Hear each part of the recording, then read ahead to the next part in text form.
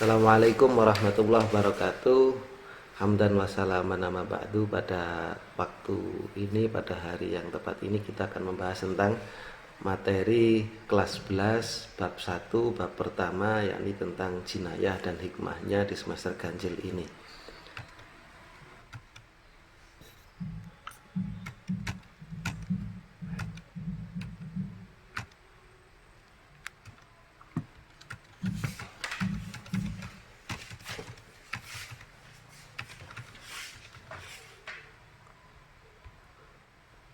Pertama, nantinya kita akan membahas tentang pembunuhan dan juga penganiayaan. Yang akan kita bahas nanti pada materi subbab pembunuhan, yakni tentang pengertian pembunuhan, macam-macam pembunuhan dan dasar hukum pembunuhan, serta hukuman bagi pelaku yang membunuh, dan hikmah ataupun larangan adanya pembunuhan ataupun membunuh. Dalam subbab kedua, yakni tentang penganiayaan, kita akan membahas tentang pengertian penganiayaan, macam-macam penganiayaan, dan hukum bagi pelaku tindak pidana penganiayaan sesuai dengan syariat agama Islam. Yang pertama, kita akan membahas tentang pembunuhan. Pengertian pembunuhan secara bahasa artinya adalah menghilangkan nyawa seseorang. Secara istilah, pembunuhan adalah perbuatan manusia yang mengakibatkan hilangnya nyawa seseorang, baik itu disengaja ataupun tidak disengaja, baik dengan alat yang mematikan ataupun alat yang tidak mematikan. Artinya, melenyapkan nyawa atau menghilangkan nyawa dengan sengaja atau tidak sengaja, menggunakan alat yang mematikan ataupun tidak mematikan, itu tetap disebut dengan pembunuhan atau dikatakan dengan pembunuhan. Pokoknya intinya, ketika ada seorang menghilangkan nyawa orang lain, baik sengaja atau tidak, baik dengan alat yang pada umumnya menghilangkan bisa mengakibatkan hilangnya nyawa atau tidak, itu tetap disebut dengan pembunuhan, yang nantinya akan dibahas tentang setelah ini. Pada berikutnya kita akan membahas tentang macam-macam pembunuhan. Pembunuhan dalam materi ini, dalam bab jinayat, ada 3 jenis ataupun ada 3 macam pembunuhan. Yang pertama, yakni pembunuhan yang disengaja atau qatlul amdi. Pembunuhan sengaja adalah pembunuhan yang direncanakan oleh seseorang dengan menggunakan alat yang mematikan, baik itu melukai ataupun memberatkan. Dalam arti memberatkan sehingga menghilangkan nyawa seseorang tersebut. Inti dari pembunuhan sengaja adalah sebuah tindakan seseorang kepada orang lain, menghilangkan nyawa seseorang, orang lain tersebut, baik itu dengan alat yang bisa mematikan ataupun tidak mematikan, akan tetapi ada unsur kesengajaan ataupun rencana. Jelas beda nanti dampak ataupun konsekuensi hukum bagi seorang yang membunuh sengaja ataupun tidak disengaja.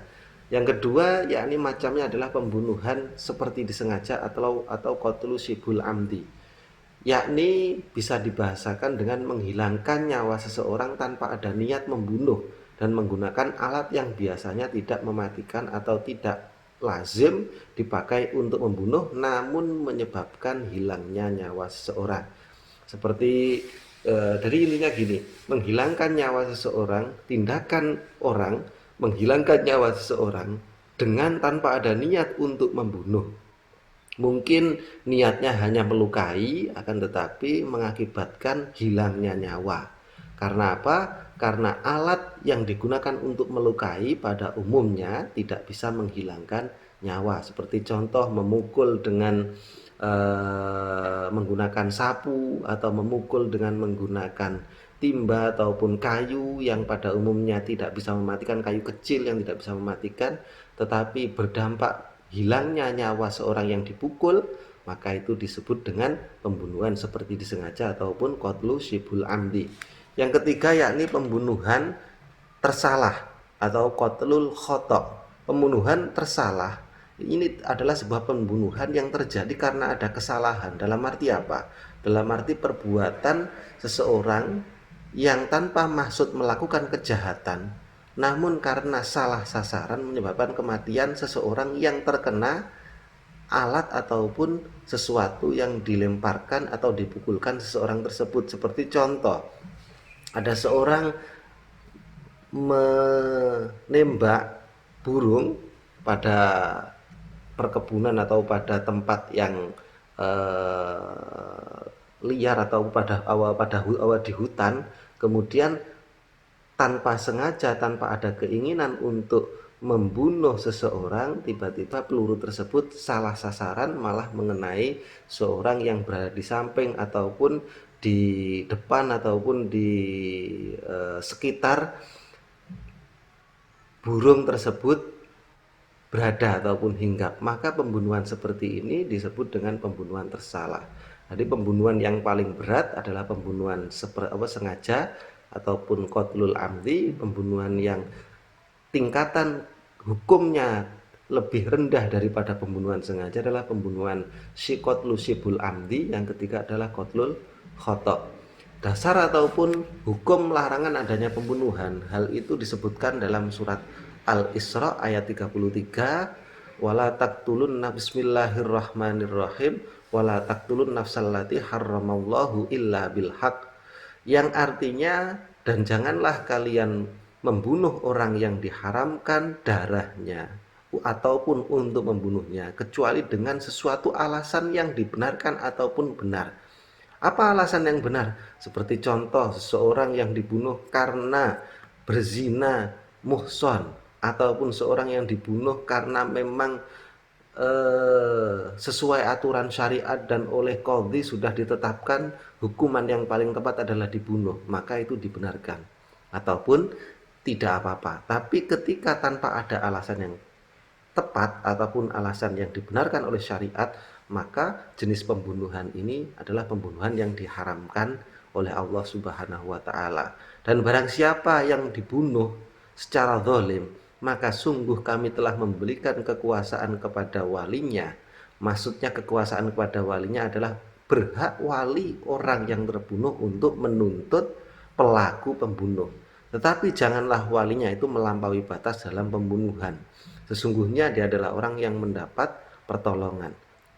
Maksudnya seorang wali berhak untuk menuntut pembunuh, akan tetapi dengan batas ataupun rambu-rambu yang telah diatur dalam Al-Quran atau oleh Allah Subhanahu wa ta'ala, tidak sampai melampaui batas. Dasar yang kedua adalah dasar sebuah hadis, jika ada dua orang muslim berhadapan dengan membawa pedang, masing-masing saling membunuh, maka yang membunuh qatil wal maqtul finnar.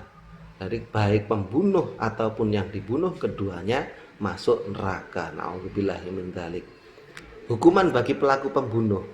Tadi macam-macam pembunuhan sudah kita bahas, sudah saya sampaikan.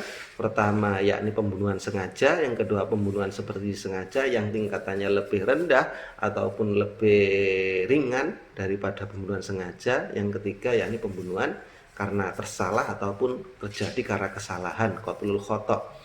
Hukumannya jelas beda. Hukuman yang pertama yang berlaku bagi seorang yang membunuh dengan disengaja, hukuman yang tepat baginya adalah hukuman kisos, yakni hukuman yang setimpal ataupun hukuman yang setimpal dengan apa yang dia lakukan, yakni pelaku harus diberikan sanksi hukuman yang setimpal dan berat sesuai yang dia lakukan. Kalau dia membunuh, ya maka dibunuh. Kalau dia memotong tangan, ya dipotong tangan. Itu pengertian dari kisos. Kisos itu artinya adalah hukuman yang setimpal, yang berat, yang sesuai dengan apa yang telah dia lakukan. Namun jika keluarga korban ataupun keluarga dari orang yang terbunuh itu memaafkan, maka pembunuh diperbolehkan atau diberikan keleluasaan untuk membayar sejumlah denda atau disebut dengan diat. Diat di sini yang dimaksud adalah diat mughalladah, yakni diat berat yang diambil dari harta pembunuh dan dibayarkan secara tunai kepada keluarga korban. Selain membayar sejumlah diat, pelaku juga diwajibkan menunaikan kafarah ataupun mengeluarkan kafarah. Yang kedua yakni pembunuhan seperti disengaja, yakni pembunuhan yang hukumannya dengan cara membayar sejumlah denda, yakni diat mughalladhah, sama dengan pembunuhan yang sengaja, yang bisa dilakukan pembayarannya secara bertahap ataupun diangsur selama 3 tahun, yakni setiap tahun dibayar sepertiga. Pembunuhan karena yang ketiga yakni pembunuhan karena kesalahan atau pembunuhan qatlul khata', yakni pembunuhan yang hukuman dendanya dengan membayar diat mukhaffafah atau diat ringan. Diat ringan yakni yang harta tersebut diambilkan dari harta keluarga pembunuh ataupun dari pembunuh, harta dari pembunuh yang dibayar secara bertahap selama 3 tahun. Terus kemudian berikutnya, ketika ada sebuah pembunuhan yang dilakukan secara berkelompok ataupun qatlul jama'al wahid, yakni membunuh satu orang yang dibunuh oleh 3 orang, maka keterangannya adalah apabila sekelompok orang secara bersama-sama membunuh seseorang, maka mereka harus dihukum qisas semuanya. Hal ini disandarkan pada pernyataan dari Sayyidina Umar bin Khattab yang diriwayatkan oleh Imam Bukhari, yang artinya dari Sa'id al-Mu'ayyib, bahwa diterangkan bahwasanya Sayyidina Umar radhiyallahu an telah menghukum pembunuh 5 atau 6 orang yang telah membunuh seseorang laki-laki secara zalim atau dengan ditipu di tempat sunyi. Kemudian beliau berkata, seandainya semua penduduk sana secara bersama-sama membunuh satu orang, maka niscaya aku akan membunuh semuanya. Jadi ketika ada sebuah jenis pembunuhan yang dilakukan secara berkelompok, seperti contoh masak, ada pencuri kemudian dimasak dan dibunuh sampai dibakar sampai dibakar hingga mati, maka orang yang membakar semuanya berdampak ataupun pemerintah dalam hal ini dia akan diberikan hukuman yang setimpal, yakni berupa qisas yang semuanya akan merasakan hukuman tersebut. Hikmah adanya larangan membunuh. Kenapa kok Islam melarang adanya pembunuhan? Pasti ada hikmahnya. Hikmah yang pertama yakni Islam menerapkan hukuman bagi pelaku pembunuhan tidak lain untuk tujuannya adalah untuk memelihara kehormatan dan keselamatan jiwa setiap manusia. Ketika ada larangan pembunuhan, maka jiwa, nyawa, harkat, martabat seseorang akan terjaga. Hal ini sesuai dengan tujuan syariat, yakni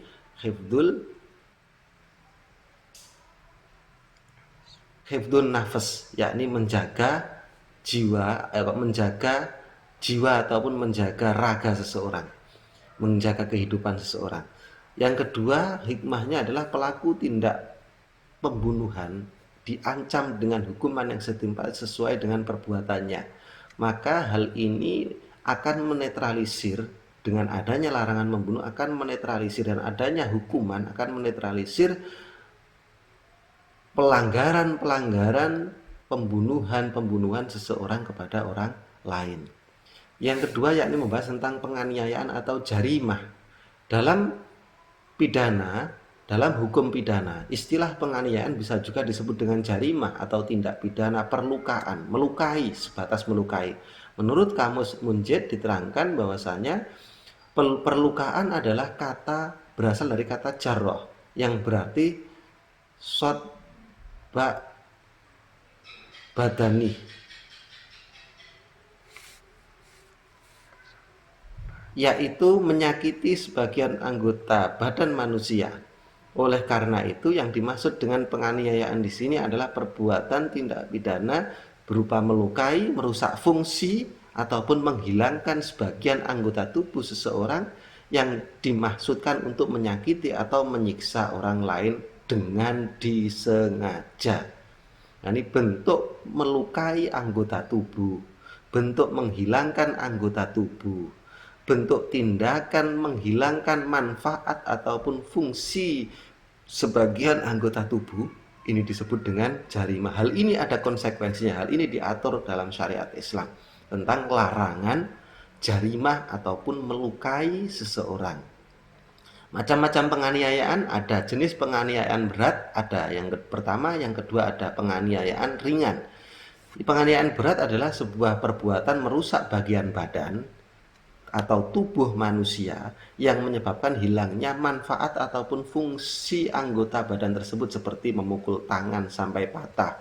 Fungsi tangan adalah untuk digunakan mengangkat ataupun bersalaman ataupun apapun yang lainnya, sehingga ketika dipukul maka tangan tidak bisa berfungsi seperti biasanya. Maka hal ini masuk kategori penganiayaan yang berat. Ataupun merusak mata sampai buta. Fungsi mata adalah untuk melihat. Jadi ketika seseorang melukai orang lain sehingga mengakibatkan matanya tidak bisa melihat, hal ini masuk kategori penganiayaan yang berat. Yang kedua, penganiayaan ringan, penganiayaan jarimah yang khafif atau yang ringan, yakni perbuatan melukai bagian badan tidak sampai merusak atau menghilangkan fungsinya, melainkan hanya menyebabkan luka atau cacat ringan, seperti contoh memukul sampai dengan keluar darah tapi tidak sampai dengan tulang, ataupun tidak sampai dengan retaknya tulang ataupun patahnya tulang dan sebagainya. Maka ini masuk kategori penganiayaan yang ringan. Walaupun perlu diketahui oleh anak-anakku, walaupun penganiayaan berat ataupun ringan, walaupun ringan atau berat, hal ini tetap ada konsekuensi hukumnya atau konsekuensi timbal balik dari perbuatan penganiayaan tersebut. Adapun hukum bagi pelaku tindak pidana penganiayaan, hal ini disebutkan dalam surat Al-Maidah yang artinya kami telah menetapkan bagi mereka di dalam kitab Taurat bahwa nyawa dibalas dengan nyawa, mata dengan mata, al-aina bil aini wal anfa bil anfi wal udhuna bil udhuni wasinna bisini. Tadi pembalasan melukai mata ya dibalas dengan mata, nyawa dengan nyawa, terus kemudian telinga dengan telinga, gigi dengan gigi. Perlukaan seorang melukai gigi dibalas dengan gigi. Maka intinya adanya kisos ataupun balasan yang sama ataupun setimpal. Barang siapa yang melepaskan hak kisosnya, maka itu menjadi penebus dosa baginya. Barang siapa tidak memutuskan perkara menurut apa yang dilakukan Allah, maka mereka itu adalah masuk kategori orang zalim. Jadi ketika ada seorang melakukan penganiayaan kepada temannya atau orang lain, kemudian dia mau untuk diberi konsekuensi atau hukuman yang setimpal, hukum kisos ketika memotong tangan, dipotong tangannya, maka dia akan terbebaskan dari dosa penganiayaan tersebut. Mungkin itu saja yang bisa saya sampaikan. Semoga yang kita bahas pada pada hari ini bisa bermanfaat bagi kita, bagi kami, dan bagi semuanya. Yang inti dari pembelajaran kita hari ini, kita membahas tentang jinayah, yakni tentang pengertian pembunuhan dan juga pengertian jarimah atau perlukaan. Macam-macam pembunuhan tadi sudah disampaikan, ada 3 jenis pembunuhan. Kemudian hukuman bagi seorang yang membunuh sengaja, hukuman bagi orang yang membunuh tidak sengaja, pembunuhan bagi orang yang membunuh tersalah. Hukumannya beda-beda. Yang pertama dihukum kisos, yang kedua dihukum diat, yang ketiga dihukum diat. Tapi diatnya beda, ada diat mughaladzah, ada diat mukhaffafah. Beda ketika pembunuhan sengaja, kemudian keluarga mengampuni, fa'in ufya lahu min akhihi fattibaun ilaihi bi ihsan wa fattibaun bil ma'ruf wa adaun ilaihi bi ihsan. Terus kemudian perlukaan atau jarimah, ada 2 jenis perlukaan, yakni perlukaan yang berat, ada perlukaan yang ringan. Hukumannya jelas berbeda. Ketika perlukaannya berat, maka ya dikisos dengan konsekuensi ataupun hukuman yang berat. Memotong tangan ya dipotong tangan, memotong kaki dipotong kaki. Lah bagaimana kalau seseorang keluarga ataupun korban mengampuninya, maka hal ini sama dengan dalam kasus pembunuhan ketika diampuni oleh keluarga ataupun korban, si pelaku wajib untuk mengganti kisos tersebut dengan diat. Maka diterangkan pada materi yang berikutnya besok itu, eh, ketika seseorang memotong tangan, satu tangan, maka hukumannya diat separuh atau 50 ekor unta. Ketika memotong atau menghilangkan dua tangan, maka 100 ekor unta, dan seterusnya. Semoga bermanfaat, dan kurang lebihnya kami atas nama pribadi, atas nama Muhammad Bika Afton, mohon maaf yang sebesar-besarnya. Wabillahi taufiq wal hidayah wal afu minkum. Wassalamualaikum warahmatullahi wabarakatuh.